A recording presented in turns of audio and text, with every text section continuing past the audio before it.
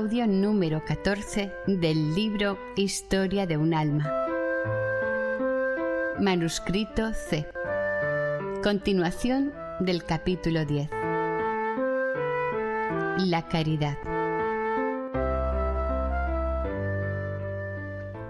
Este año, Madre querida, Dios me ha concedido la gracia de comprender lo que es la caridad. Es cierto que también antes la comprendía, pero de manera imperfecta. No había profundizado en estas palabras de Jesús. El segundo mandamiento es semejante al primero: amarás a tu prójimo como a ti mismo. Yo me dedicaba sobre todo a amar a Dios, y amándolo comprendí que mi amor no podía expresarse tan solo en palabras, porque no todo el que me dice Señor, Señor, entrará en el reino de los cielos, sino el que cumple la voluntad de Dios. Y esta voluntad Jesús la dio a conocer muchas veces. Debería decir que casi en cada página de su Evangelio. Pero en la última cena, cuando sabía que el corazón de sus discípulos ardía con un amor más vivo hacia él, que acababa de entregarse a ellos en el inefable misterio de la Eucaristía, aquel dulce Salvador quiso darles un mandamiento nuevo. Y les dijo con inefable ternura: Os doy un mandamiento nuevo, que os améis unos a otros, que os améis unos a otros igual que yo os he amado. La señal por la que conocerán todos que sois discípulos míos será que os amáis unos a otros. ¿Y cómo amó Jesús a sus discípulos? ¿Y por qué los amó? No eran sus cualidades naturales las que podían atraerle. Entre ellos y él la distancia era infinita. Él era la ciencia, la sabiduría eterna. Ellos eran unos pobres pescadores, ignorantes y llenos de pensamientos terrenos. Sin embargo, Jesús los llama amigos, sus hermanos. Quiere verles reinar con él en el reino de su Padre, y para abrirles las puertas de ese reino quiere morir en una cruz, pues dijo: Nadie tiene amor más grande que el que da la vida por sus amigos. Madre querida, meditando estas palabras de Jesús, comprendí lo imperfecto que era mi amor a mis hermanas y vi que no las amaba como las ama Dios. Sí, ahora comprendo que la caridad perfecta consiste en soportar los defectos de los demás, en no extrañarse de sus debilidades, en edificarse de los más pequeños actos de virtud que les veamos practicar. Pero, sobre todo, comprendí que la caridad no debe quedarse encerrada en el fondo del corazón. Nadie, dijo Jesús, enciende una lámpara para meterla debajo del celemín, sino para ponerla en el candelero y que alumbre a todos los de la casa. Yo pienso que esa lámpara representa a la caridad, que debe alumbrar y alegrar no solo a los que me son más queridos, sino a todos los que están en la casa, sin exceptuar a nadie. Cuando el Señor mandó a su pueblo amar al prójimo como a sí mismo, todavía no había venido a la tierra. Por eso, sabiendo bien hasta qué grado se ama a uno a sí mismo, no podía pedir a sus criaturas un amor mayor al prójimo. Pero cuando Jesús dio a sus apóstoles un mandamiento nuevo, su mandamiento, como lo llaman más adelante, ya no habla de amor al prójimo como a uno mismo, sino de amarle como Él, Jesús, le amó y como le amará hasta la consumación de los siglos. Yo sé, Señor, que tú no mandas nada imposible. Tú conoces mejor que yo mi debilidad, mi imperfección. Tú sabes bien que yo nunca podría amar a mis hermanas como tú las amas, si tú mismo, Jesús, no las amaras también en mí. Y porque querías concederme esta gracia, por eso diste un mandamiento nuevo. ¿Y cómo amo este mandamiento? pues me da la certeza de que tu voluntad es amar tú en mí a todos los que me mandas amar. Sí, lo sé. Cuando soy caritativa es únicamente Jesús quien actúa en mí. Cuanto más unida estoy a Él, más amo a todas mis hermanas. Cuando quiero hacer que crezca en mí ese amor, y sobre todo, cuando el demonio intenta poner ante los ojos de mi alma los defectos de tal o cual hermana que me cae menos simpática, me apresuro a buscar sus virtudes y sus buenos deseos. Pienso que si la he visto caer una vez, puede haber conseguido un gran número de victorias que oculta por humildad, y que incluso lo que a mí me parece una falta puede ser muy bien debido a la recta intención un acto de virtud. Y no me cuesta convencerme de ello, pues yo misma viví un día una experiencia que me demostró que no debemos juzgar a los demás. Fue durante la recreación. La portera tocó 2 campanadas. Había que abrir la puerta de clausura a unos obreros para que metieran unos árboles destinados al Belén. La recreación no estaba animada, pues faltaba usted, madre querida. Así que pensé que me gustaría mucho que me mandasen como tercera, y justo la madre subpriora me dijo que fuese yo a prestar ese servicio o bien la hermana que estaba a mi lado. Inmediatamente comencé a desatarme el delantal, pero muy despacio, para que mi compañera pudiese quitarse el suyo antes que yo, pues pensaba darle un gusto dejándola hacer de tercera. La hermana que suplía a la procuradora nos miraba riendo, y al ver que yo me había levantado la última me dijo: «Ya sabía yo que no eras tú quien iba a ganarse una perla para tu corona. Ibas demasiado despacio». Toda la comunidad, a no dudarlo, pensó que yo había actuado siguiendo mi impulso natural, pero es increíble el bien que una cosa tan insignificante hizo a mi alma y lo comprensiva que me volvió ante las debilidades de las demás. Eso mismo me impide también tener vanidad cuando me juzgan favorablemente, pues razono así. Si mis pequeños actos de virtud los toman por imperfecciones, lo mismo pueden engañarse tomando por virtud lo que solo es imperfección. Entonces digo con San Pablo: para mí, lo de menos es que me pida cuentas un tribunal humano. Ni siquiera yo me pido cuentas. Mi juez es el Señor. Por eso, para que el juicio del Señor me sea favorable, o mejor, simplemente, para no ser juzgada, quiero tener siempre pensamientos caritativos, pues Jesús nos dijo: no juzguéis y no os juzgarán. Madre, al leer lo que acabo de escribir, usted podría pensar que la práctica de la caridad no me resulta difícil. Es cierto que desde hace algunos meses ya no tengo que luchar para practicar esta hermosa virtud. No quiero decir con esto que no cometa algunas faltas. No, soy demasiado imperfecta para eso. Pero cuando caigo, no me cuesta mucho levantarme, porque en un cierto combate conseguí la victoria, y desde entonces la milicia celestial viene en mi ayuda, pues no puede sufrir verme vencida después de haber salido victoriosa en la gloriosa batalla que voy a tratar de describir. Hay en la comunidad una hermana que tiene el don de desagradarme en todo. Sus modales, sus palabras, su carácter me resultan sumamente desagradables. Sin embargo, es una santa religiosa que debe de ser sumamente agradable a Dios. Entonces, para no ceder a la antipatía natural que experimentaba, me dije a mí misma que la caridad no debía consistir en simples sentimientos, sino en obras, y me dediqué a portarme con esa hermana como lo hubiera hecho con la persona a quien más quiero. Cada vez que la encontraba, pedía a Dios por ella, ofreciéndole todas sus virtudes y sus méritos.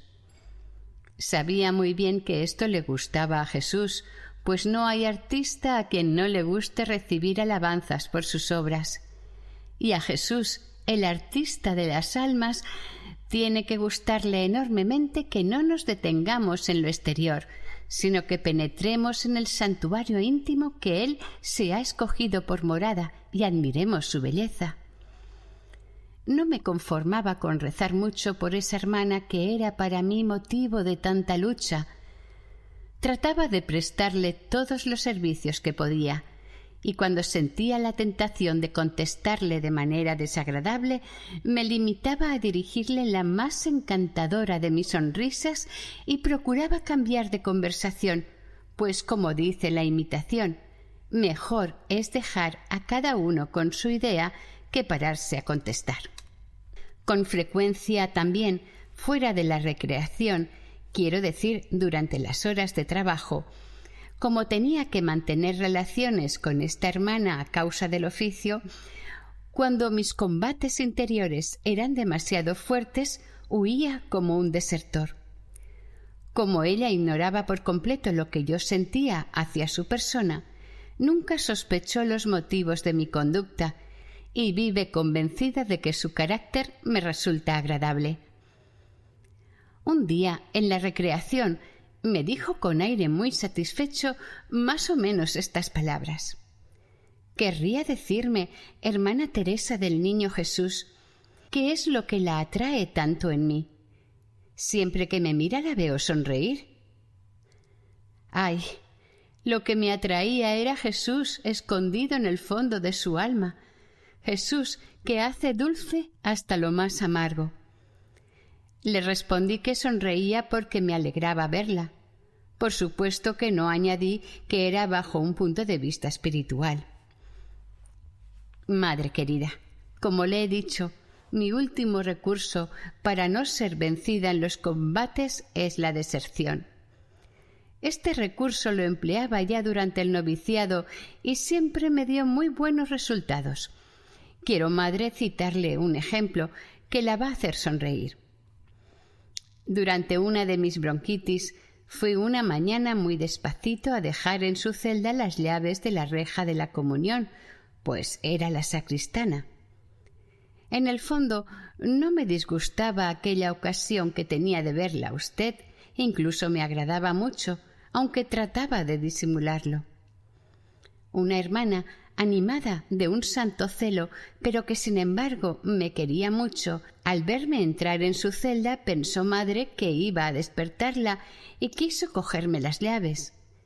Pero yo era demasiado lista para dárselas y ceder de mis derechos. Le dije lo más educadamente que pude que yo tenía tanto interés como ella en no despertarla y que me tocaba a mí entregar las llaves. Ahora comprendo que habría sido mucho más perfecto ceder ante aquella hermana joven, es cierto, pero al fin más antigua que yo. Pero entonces no lo comprendí. Ahora comprendo que habría sido mucho más perfecto ceder ante aquella hermana joven, es cierto, pero al fin más antigua que yo. Pero entonces no lo comprendí, y por eso, queriendo a toda costa entrar a su pesar detrás de ella, que empujaba la puerta para no dejarme pasar, pronto ocurrió la desgracia que las dos nos teníamos. El ruido que hacíamos le hizo a usted abrir los ojos. Entonces, madre, toda la culpa recayó sobre mí. La pobre hermana, a la que yo había opuesto resistencia, se puso a echar un discurso cuyo fondo sonaba así: «Ha sido Sor Teresa del Niño Jesús la que ha hecho ruido. Dios mío, qué hermana tan antipática», etc. Yo, que pensaba todo lo contrario, sentía unas ganas enormes de defenderme. Afortunadamente me vino una idea luminosa. Pensé en mi interior que si empezaba a justificarme, no iba a poder conservar la paz en mi alma. Sabía también que no tenía la suficiente virtud como para dejarme acusar sin decir nada. Así que mi única tabla de salvación era la huida. Pensado y hecho, me fui sin decir ni mu. dejando que la hermana continuase su discurso, que se parecía a las imprecaciones de Camila contra Roma. Me latía tan fuerte el corazón que no pude ir muy lejos y me senté en la escalera para disfrutar en paz los frutos de mi victoria. Aquello no era valentía, ¿verdad, madre querida? Pero creo que cuando la derrota es segura, vale más no exponerse al combate. Ay, cuando vuelvo con el pensamiento al tiempo de mi noviciado, me doy cuenta de lo imperfecta que era. Me angustiaba por tan poca cosa que ahora me río de ello. Qué bueno es el Señor, que hizo crecer a mi alma y le dio alas. Ahora ya ni todas las redes juntas de los cazadores me dan miedo, pues de nada sirve tender redes a la vista de las aves. Seguramente que más adelante el tiempo en que ahora vivo me parecerá también lleno de imperfecciones, pero ahora no me sorprendo ya de nada, ni me aflijo al ver que soy la debilidad misma. Al contrario, me glorío de ello y espero descubrir cada día en mí nuevas imperfecciones. Acordándome de que la caridad cubre la multitud de los pecados, exploto esta mina fecunda que Jesús ha abierto ante mí. El Señor explica en el Evangelio en qué consiste su mandamiento nuevo. Dice en San Mateo: «Habéis oído que se dijo: amarás a tu prójimo y aborrecerás a tu enemigo. Yo en cambio os digo: amad a vuestros enemigos y rezad por los que os persiguen». La verdad es que en el Carmelo una no encuentra enemigos, pero sí que hay simpatías. Se siente atracción por una hermana, mientras que ante otra darías un gran rodeo para evitar encontrarte con ella, y así, sin darse cuenta, se convierte en motivo de persecución. Pues bien, Jesús me dice que a esa hermana hay que amarla, que hay que rezar por ella, aun cuando su conducta me indujese a pensar que ella no me ama a mí. Pues si amáis solo a los que os aman, ¿qué mérito tenéis? También los pecadores aman a los que los aman. Y no basta con amar, hay que demostrarlo. Es natural que nos guste hacer un regalo a un amigo y sobre todo que nos guste dar sorpresas. Pero eso no es caridad, pues también los pecadores lo hacen. Y Jesús nos dice también: a todo el que te pide dale, y al que se lleve lo tuyo no se lo reclames. Dar a todas las que pidan gusta menos que ofrecer algo una misma por propia iniciativa. Más aún, cuando se nos pide algo amablemente, no nos cuesta dar. Pero si por desgracia no se emplean palabras bastante delicadas, enseguida el alma se revela si no está firmemente afianzada en la caridad. Encuentra 1000 razones para negar lo que le piden, y sólo después de haber convencido de su falta de delicadeza a la que pide, acaba dándole como un favor lo que reclama, o le presta un ligero servicio que le habría exigido 20 veces menos tiempo del que le llevó a hacer valer sus derechos imaginarios. Si es difícil dar a todo el que nos pide, lo es todavía mucho más dejar que nos cojan lo que nos pertenece sin reclamarlo. Digo, madre, que es difícil, pero debería más bien decir que parece difícil, pues el yugo del Señor es suave y ligero. Cuando lo aceptamos, sentimos enseguida su suavidad y exclamamos con el salmista: «Corrí por el camino de tus mandatos cuando me ensanchaste el corazón». Sólo la caridad puede ensanchar mi corazón, y desde que esta dulce llama lo consume, Jesús, corro alegre por el camino de tu mandato nuevo, y quiero correr por él hasta que llegue el día venturoso en que, uniéndome al cortejo de las vírgenes, pueda seguirte por los espacios infinitos cantando tu cántico nuevo, que será el cántico del amor. Decía que Jesús no quiere que reclame lo que me pertenece, y debería parecerme fácil y natural, pues no tengo nada mío. Por el voto de pobreza he renunciado a los bienes de la tierra. No tengo, pues, derecho a quejarme si me quitan algo que no me pertenece. Al contrario, debería alegrarme cuando se me ofrece la ocasión de vivir la pobreza. Tiempo atrás creía no estar apegada a nada, pero desde que comprendí las palabras de Jesús veo que, cuando llega la ocasión, soy aún muy imperfecta. Por ejemplo, en el oficio de pintura nada es mío, lo sé muy bien, pero si al ponerme a trabajar encuentro los pinceles y las pinturas en completo desorden, si ha desaparecido una regla o un cortaplumas, ya me pongo en un tris de perder la paciencia y tengo que armarme de todo mi valor para no reclamar con aspereza los objetos que me faltan. A veces, como no, hay que pedir las cosas indispensables, pero si se hace con humildad, no se falta al mandamiento de Jesús, al contrario, se obra como los pobres, que tienden la mano para recibir lo que necesitan, y si son rechazados no se extrañan, pues nadie les debe nada. Y qué paz inunda el alma cuando se eleva por encima de los sentimientos de la naturaleza. No existe alegría comparable a la que saborea el verdadero pobre de espíritu. Si pide con desprendimiento algo que necesita, y no sólo se lo niegan, sino que hasta intentan quitarle lo que tiene, está siguiendo el consejo de Jesús.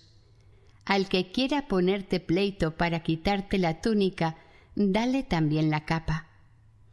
Darle también la capa es, creo yo, renunciar una a sus últimos derechos, considerarse como la sierva y la esclava de las demás. Cuando se ha entregado la capa, es más fácil caminar, correr. Por eso Jesús añade: y al que te exija caminar con él 1000 pasos, acompáñale 2000. Así que no basta con dar a quien me pida, debo adelantarme a sus deseos, mostrarme muy agradecida y muy honrada de poder prestarle un servicio. Y si me cogen una cosa que tengo a mi uso, no he de hacer ver que lo siento, sino, por el contrario, mostrarme contenta de que me hayan quitado de en medio ese estorbo. Madre querida, estoy muy lejos de practicar lo que entiendo tan bien, pero el simple deseo que tengo de hacerlo me da paz. Me doy cuenta, más aún que los días anteriores, que me he explicado rematadamente mal. He hecho una especie de discurso sobre la caridad cuya lectura ha tenido que cansarla. Perdóneme, madre querida, y piense que en este momento las enfermeras están practicando conmigo lo que acabo de escribir. No les importa caminar 2000 pasos cuando 20 bastarían. He podido, pues, contemplar la caridad en acción. Sin duda que mi alma debe sentirse perfumada por ello, pero mi mente, confieso que se ha paralizado un poco ante semejante abnegación y mi pluma ha perdido agilidad. Para poder trasladar al papel mis pensamientos tendría que estar como el pájaro solitario y pocas veces tengo esa suerte. En cuanto cojo la pluma, aparece una hermana que pasa junto a mí con la horca al hombro y que cree que me distraerá dándome un poco de palique. El heno, los patos, las gallinas, la visita del médico, todo sale a relucir.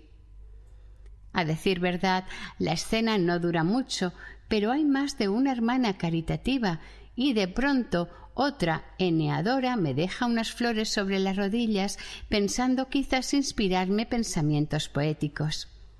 Y yo, que en ese momento no los busco, preferiría que las flores siguieran meciéndose en sus tallos.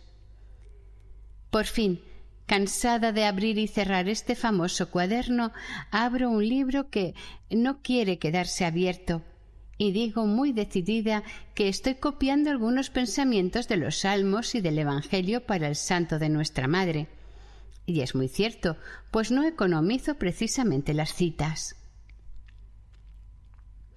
Madre querida, creo que la divertiría mucho si le contase todas mis aventuras en los bosquecillos del Carmelo. No sé si habré podido escribir 10 líneas sin verme interrumpida. Esto no debería hacerme reír ni divertirme, pero por amor a Dios y a mis hermanas tan caritativas conmigo, trato de parecer contenta y sobre todo de estarlo. Ahora mismo acaba de irse una eneadora después de decirme con tono compasivo: «Pobre hermanita, ¿cómo tiene que cansarte estar escribiendo así todo el día?» «No te preocupes», le contesté. «Parece que escribo mucho, pero en realidad no escribo casi nada». «Me alegro», me dijo, ya más tranquila. «De todas formas, me alegro de que estemos con la siega, pues eso no dejará de distraerte un poco». Y en efecto, es una distracción tan grande la que tengo, sin contar las visitas de las enfermeras, que no miento cuando digo que no escribo casi nada. Por suerte, no me desanimo fácilmente. Para demostrárselo, madre, voy a terminar de explicarle lo que Jesús me ha hecho comprender acerca de la caridad. Hasta aquí solo le he hablado de lo exterior. Ahora quisiera decirle cómo entiendo yo la caridad puramente espiritual. Estoy segura, madre, de que no tardaré en mezclar una con la otra. Pero como es a usted a quien le hablo, sé que no le será difícil captar mi pensamiento y desenredar la madeja de su hija. No siempre es posible en el Carmelo practicar al pie de la letra las enseñanzas del Evangelio. A veces una se ve obligada en razón de su oficio a negarse a hacer un favor. Pero cuando la caridad ha hecho hondas raíces en el alma, se manifiesta al exterior. Hay una forma tan elegante de negar lo que no se puede dar, que la negativa agrada tanto como el mismo don. Es cierto que cuesta menos pedir un favor a una hermana que está siempre dispuesta a complacernos, pero Jesús dijo: «Al que te pide prestado, no lo rehuyas». Así pues, no debemos huir de las hermanas que tienen la costumbre de estar siempre pidiendo favores, con el pretexto de que tendremos que negárselo. Ni debemos tampoco ser serviciales por parecerlo, o con la esperanza de que en otra ocasión la hermana a la que ahora ayudamos nos devolverá el favor. Pues nuestro Señor nos dice también: «Y si prestáis a aquellos de los que esperáis recibir, ¿qué mérito tenéis? También los pecadores prestan a otros pecadores con intención de cobrárselo. No, vosotros prestad sin esperar nada y tendréis un gran premio». Sí, el premio es grande incluso en esta tierra. En este camino solo cuesta dar el primer paso. Prestar sin esperar nada a cambio parece duro a la naturaleza. Preferiríamos dar, pues lo que damos ya no nos pertenece. Cuando alguien viene a decirnos con aire muy sincero: «Hermana, necesito tu ayuda durante unas horas, pero no te preocupes, que ya tengo permiso de nuestra madre y en otra ocasión te devolveré el tiempo que me dediques, pues sé lo ocupada que estás».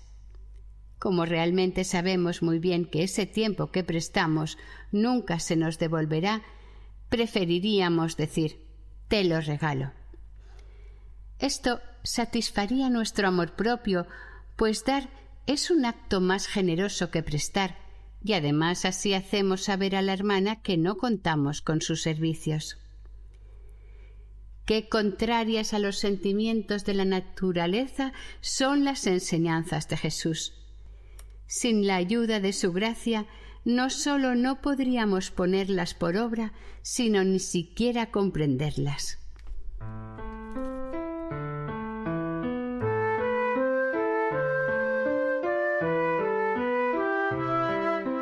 Capítulo 11.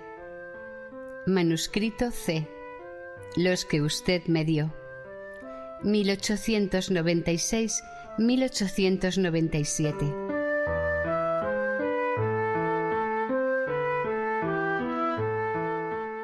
Madre, Jesús ha concedido a su hija la gracia de penetrar en las profundidades misteriosas de la caridad.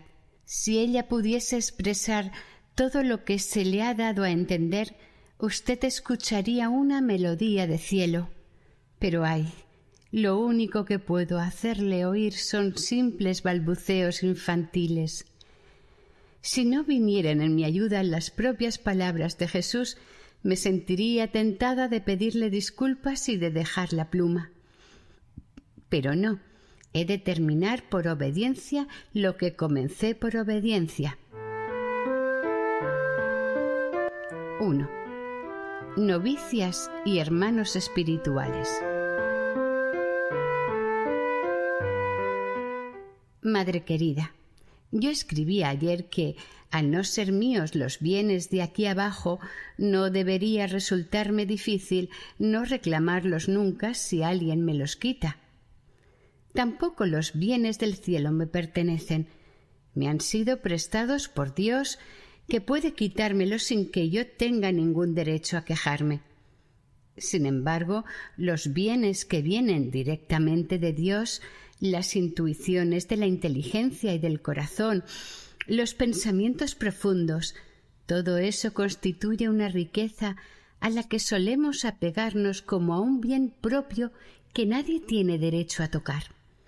Por ejemplo, si durante la licencia comunicamos a una hermana alguna luz recibida en la oración y poco después esa hermana, hablando con otra, le dice lo que le habíamos confiado como si lo hubiese pensado ella misma, parece que se apropia de algo que no era suyo. O bien, cuando en la recreación decimos por lo bajo a nuestra compañera una frase ingeniosa o que viene como anillo al dedo, si ella la repite en voz alta sin decir la fuente de donde procede, parece también un robo a la propietaria que no reclama nada, pero que tiene muchas ganas de hacerlo y que aprovechará la primera ocasión para hacer saber sutilmente que se ha apropiado de sus pensamientos. 2. Instrumentos de Dios.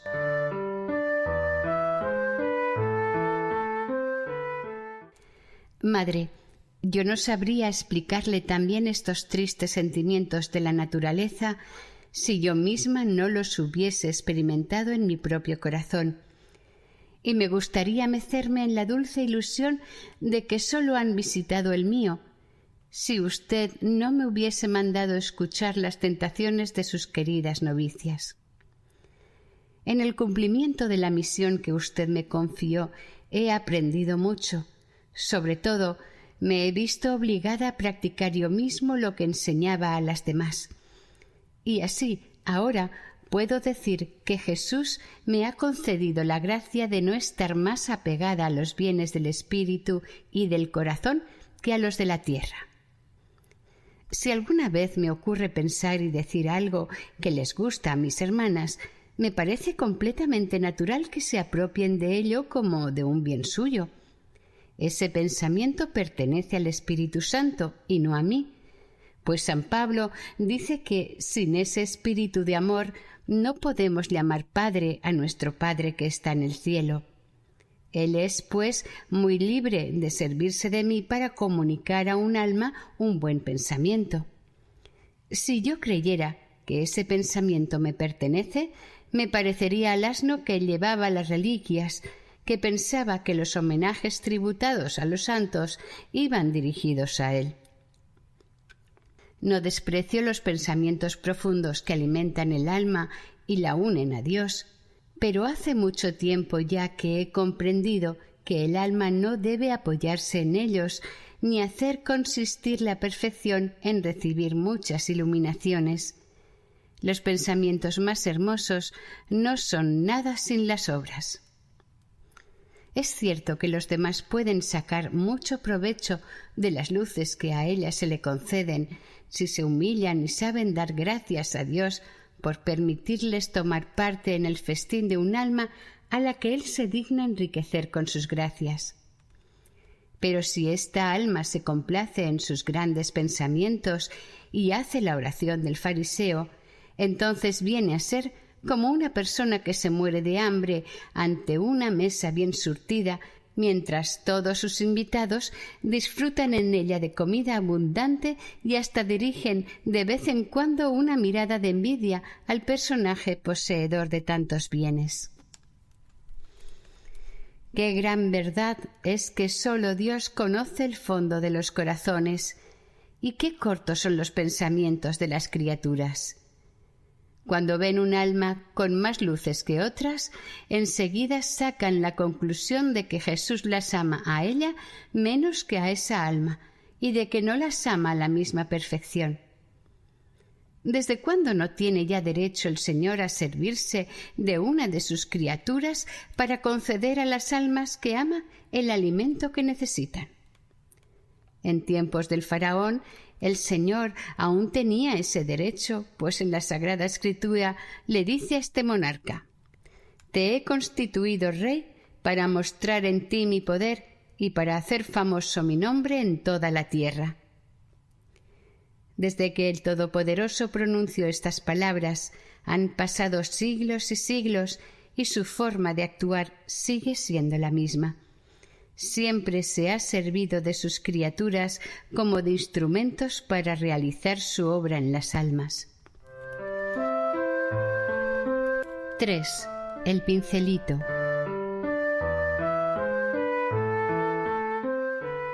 Si el lienzo que pinta un artista pudiera pensar y hablar, seguramente no se quejaría de que el pincel lo toque y lo retoque sin cesar, ni tampoco envidiaría la suerte de ese instrumento, pues sabría que la belleza que lo adorna no se la debe al pincel, sino al artista que lo maneja.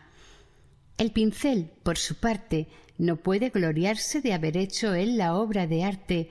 Sabe que los artistas no se atan a un instrumento, que se ríen de las dificultades, que a veces les gusta escoger instrumentos débiles y defectuosos. Madre querida, yo soy un pincelito que Jesús ha escogido para pintar su imagen en las almas que usted me ha confiado. Un artista no utiliza solamente un pincel, necesita al menos dos. El primero es el más útil. Con él da los colores comunes y cubre totalmente el lienzo en muy poco tiempo. Del otro, del más pequeño, se sirve para los detalles. Madre querida, usted representa el precioso pincel que la mano de Jesús toma con amor cuando quiere hacer un gran trabajo en el alma de sus hijas, y yo soy el pequeñito del que luego quiere servirse para los detalles menores. La primera vez que Jesús se sirvió de su pincelito fue hacia el 8 de diciembre de 1892. Siempre recordaré aquella época como un tiempo de gracias. Voy a confiarle, madre querida, aquellos dulces recuerdos.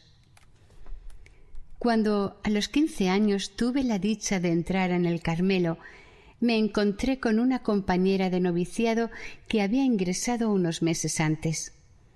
Tenía 8 años más que yo, pero su temperamento infantil borraba la diferencia de los años, así que pronto usted, madre, tuvo la alegría de ver que sus dos postulantes se entendían a las 1000 maravillas y se hacían inseparables.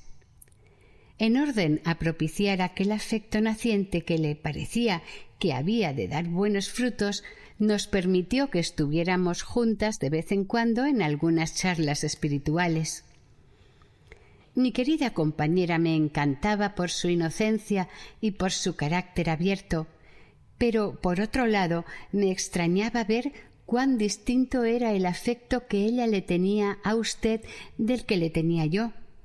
Había también en su comportamiento con las hermanas muchas otras cosas que yo hubiera deseado que cambiase.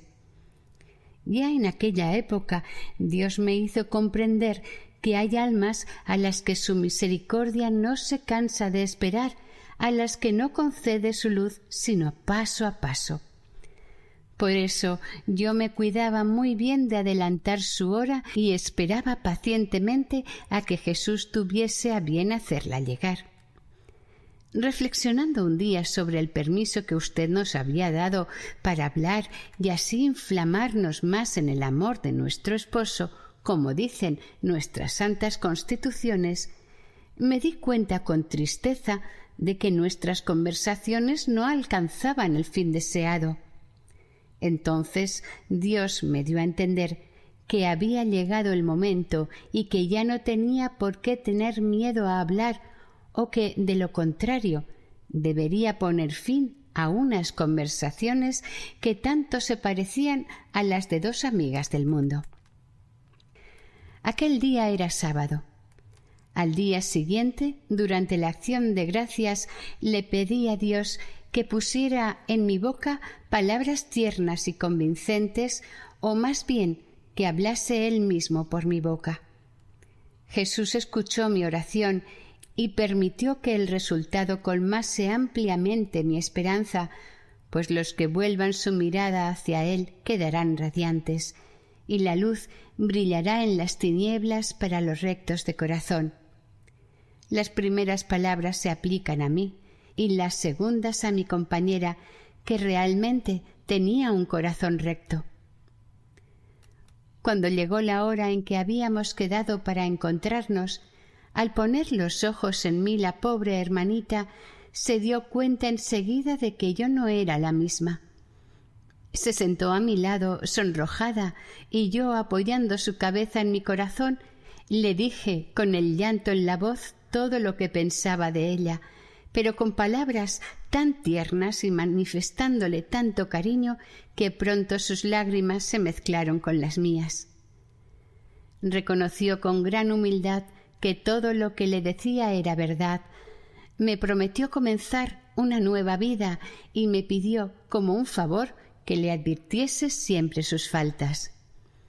Al fin, en el momento de separarnos, nuestro afecto se había vuelto totalmente espiritual, no había ya en él nada de humano. Se hacía realidad en nosotras aquel pasaje de la Sagrada Escritura: hermano ayudado por su hermano es como una plaza fuerte.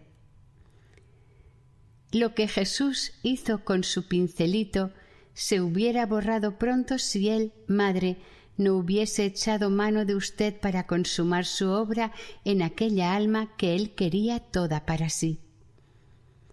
A mi pobre compañera la prueba le pareció muy amarga, pero la firmeza que usted usó con ella acabó por triunfar. Y entonces fue cuando yo, tratando de consolarla, pude explicarle a quien usted me había dado por hermana entre todas las demás en qué consiste el verdadero amor. Le hice ver que era a sí misma a quien amaba y no a usted. Le conté cómo la amaba a usted yo y los sacrificios que me había visto obligada a hacer en los comienzos de mi vida religiosa para no encariñarme con usted de manera puramente material, como el perro se encariña con su dueño. El amor se alimenta de sacrificios y de cuantas más satisfacciones naturales se priva el alma, más fuerte y desinteresado se hace su cariño. Recuerdo que siendo postulante me venían a veces tan fuertes tentaciones de entrar en su celda por mi satisfacción personal, por encontrar algunas gotas de alegría, que me veía obligada a pasar a toda prisa por delante de la procura y a agarrarme fuertemente al pasamanos de la escalera. Me venían a la cabeza un montón de permisos para pedir. En una palabra, encontraba 1000 razones para dar gusto a mi naturaleza.